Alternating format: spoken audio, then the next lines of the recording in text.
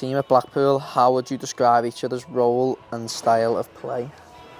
Oh, Go on, you do me first and I'll do you. role, I would say.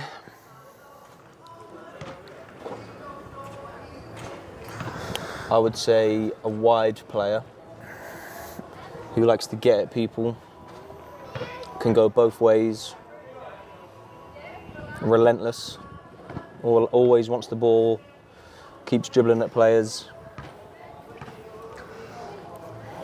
I think that's enough nice things about you. Yeah, you've done well there. Yeah, your turn. Mine was good for you, by the way. Oh, yeah, sure.